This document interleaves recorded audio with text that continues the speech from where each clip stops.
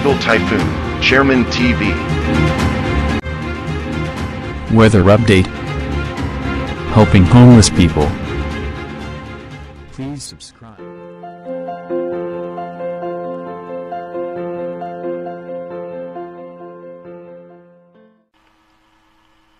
Magandang umaga po. Ito po ang latest update ngayong araw, September 23, 2023. Meron nga po tayong minomonitor na low pressure area dito nga sa eastern section at western section ng bansa. Mapapansin po natin yan na nasa advanced weather forecast po natin yan yung mga nakaraan na ito nga pong nasa eastern section ang uunahin natin. Sa ngayon nga po, ayon sa European Center, mababa po ang tsansa niya na maging isang ganap na bagyo. Posible nga po sa mga susunod na oras o araw ay posible na nga pong malusaw din po kagad dyan. Pero magdudulot po yan ng pag-ulan sa eastern section ng Northern Luzon, Central Luzon, maging sa may parte ng Bicol Region at asahan natin na posibleng umabot dyan sa eastern section ng Visayas. Ito naman pong nasa western section po ng ating bansa dito sa may Iba Zambales, yung isang low pressure area.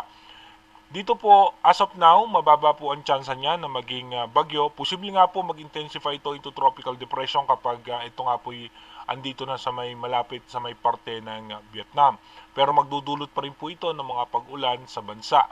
At ayon nga po sa advanced weather forecast ng European Center, pagkatapos nga po nitong dalawa na to, meron nga pong mabubong low pressure area dito sa outside par ng western section ng ating bansa at papasok po yan muli ng Philippine Area of Responsibility at posible nga po yan maging isang bagyo at posible pong dediretso yan dito sa may parte ng western section ng Northern Luzon hanggang sa extreme Northern Luzon at as tropical depression po yan.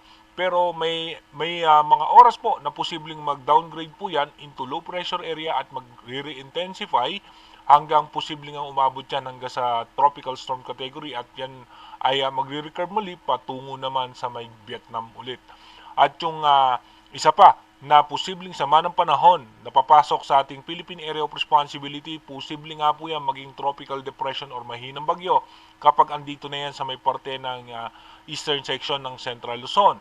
At ito naman po ay posibleng umangat din sa may parte ng extreme Northern Luzon as tropical depression. Yan po ang iminomonitor natin ngayon sa ating advanced weather forecast. Kaya dumako na po tayo sa ating advanced weather forecast. Dito po sa ating advanced weather forecast sa bukas, September 24, posible nga po nakalabas na ng Philippine Area of Responsibility itong low pressure area pero magdudulot pa rin po ng pag-ulan sa gitnang bahagi ng bansa. Pagdating naman po ng September 25, ito nga po ay posible maging bagyo pag andito na nga po yan sa may parte ng karagatan ng Vietnam. At ito nga po yung isang low pressure area na posibleng pumasok nga sa ating Philippine Area of Responsibility. By September 26, patuloy nga po makakaranas po tayo ng mga pag-ulan. Kaya iba yung pag-iingat at paghahanda pa rin sa mga kababayan natin dyan. Dahil nga po posible na naman tayo makaranas ng mga pagbaha at pagguho ng lupa. By September 27, mapapansin nga po natin dito magkakaroon muli ng panibagong low pressure area at ito nga po mataas ang tsansa nito na maging isang bagyo. Patuloy nga pong makakaapekto yan sa western section ng bansa at ito naman po isang low pressure area, posible nga po pumasok yan by September 28, posible pumasok po yan ng Philippine Area of Responsibility. Ito nga po ay isa ng ganap na bagyo at andito po yan sa western section ng Ilocos Region. Magdudulot po yan ng pag-ulan sa western section ng ating bansa. Pagdating naman po ng September 29, ito nga po ay nasa western section na ng extreme Northern Luzon at magdudulot po yan ng mga heavy rainfall. Kaya iba yung pag-iingat sa ating mga kababayan. At kung mapapansin nga natin kung bakit siya magre-recurve pabalik dito sa may parte ng Vietnam, mapapansin nyo nga po yung pagbugso ng hangin o nung amihan na nanggagaling yan sa parte ng China at ito po ay bahagyang hihina at mag-intensify muli. Posible nga umabot siya ng tropical storm category, pabalik nga po yan dito sa may parte ng Vietnam. At ito naman pong low pressure area na nakapasok na ng ating Philippine Area of Responsibility Ito nga po pagdating ng September 30, possible nga po maging na siyang isang tropical depression or mahinang bagyo. At kung mapapansin nga po natin yung isang bagyo na nasa western section rather ng extreme northern Luzon, almost stationary, no, magiging mabagal yung paggalaw niyan.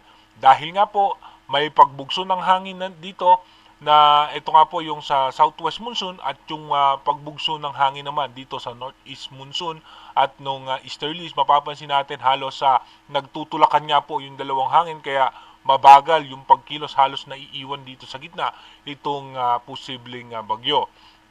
Pagpasok naman ng October 1, posible nga ito gagalaw na itong bagyo na nasa labas na ng ating Philippine Area of Responsibility.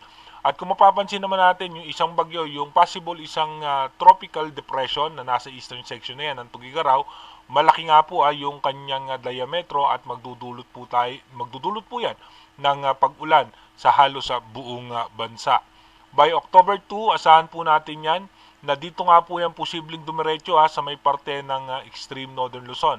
Iba yung pag-iingat at paghahanda na sa ating mga kababayan dahil posible nga po yan dumaan sa mga isla ng extreme northern Luzon. As of now, dahil nga kung mapapansin natin, meron pagbugso ng northeast monsoon, no, na posibleng tumulak dyan. Imbis na pataas po yan dito sa may parte ng Taiwan, posible pong bumabayan dito sa may parte ng extreme northern Luzon. Again inuulit natin, yung ating advanced weather forecast is possible scenario pa lamang po yan. Malaki pa rin po ang posibilidad na magbago po yan. Kaya manatili tayong tumutok sa ating advanced weather forecast para malaman natin kung ano nga ba yung mga posible pang senaryo nitong dalawang posibleng bagyo na makakaapekto sa ating bansa. Mag-iingat po tayo palagi. God bless po sa ating lahat.